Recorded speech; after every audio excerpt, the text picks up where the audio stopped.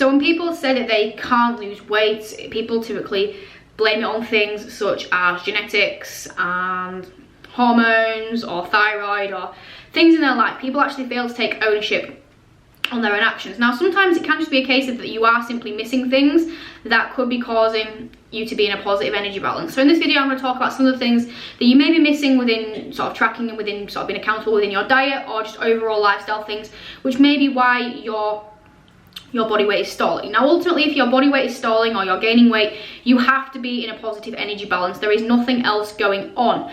Now, people say, oh, I'm not actually eating that much, or I'm not eating enough, and that cannot be the case. Your body cannot gain body fat in a positive energy balance. That doesn't work like that. So there are a couple of things that could be going on here.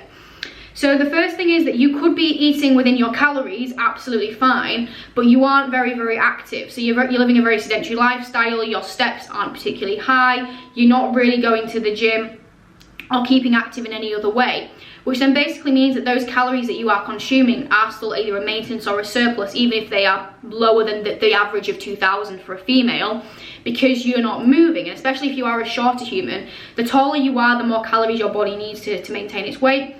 So that could be a reason that just because you are eating below what is considered a maintenance for a female, if you aren't being active enough, then that could be not the reason why your body weight is stalling. So simply by increasing your output, by increasing your daily steps, or going to the gym a couple of times, could be the thing that actually just causes that weight to go down. Or vice versa, if you are still active, you could just increase those further. So if your steps are at 6k, increasing them to 8 to 10, the 8 to 10, increasing to 10 to 12. If you're doing 2 gym sessions a week, increasing it to 3. So that could be one simple way of doing it. But more likely, it's usually things with nutrition underreported or not understood, which is the reason why you aren't losing weight. So a big one is that people forget about certain things, they don't track certain things, and they don't realize that these can really add up over your week. One of the biggest ones is cooking oils. Now, a teaspoon of cooking oil can be around about 100 calories. Now, that might spread out over the meal because if you're making it for a lot of people, but let's just say, for example, it adds 50-60 calories to your meal and you do that twice a day. So that's an extra 120 calories a day, and over your week that could be like an extra 800-900 calories.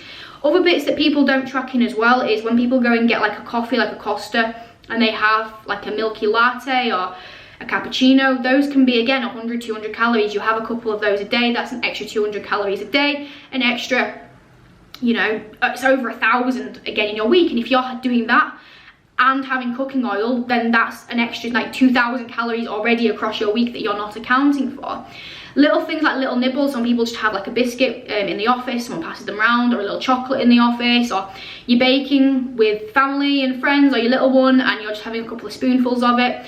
Those little things that are just a little nibble and it's not really a sit down meal, and you're kind of almost not consciously processing that you're eating it because it's kind of like an unconscious, I'm eating it, those again can add up over time. So things that you aren't even aware of can be adding those calories. So that's an instance when I would say that you need to actually track every single little goddamn thing and see what's going on there, and just being aware of things like cooking oils and your coffees, that they can really add up.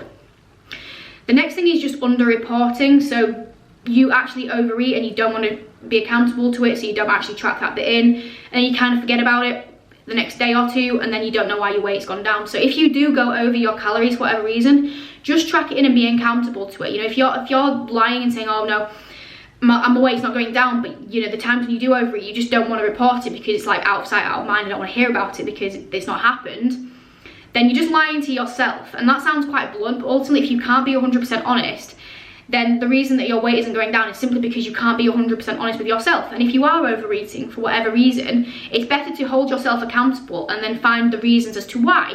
Are you over-restricting yourself? So you're getting too hungry? Is it that you have issues of emotional and comfort eating that need to be dealt with? Whatever the reason, there is always a solution, but if you don't hold yourself accountable to it, you can't find a solution. So if your body weight has stalled for whatever reason, those reasons that I've listed in this video may be just the reason why. So I hope that's been helpful and given you a bit of an insight as to how you can actually start to kickstart your weight loss by finding the problem at hand.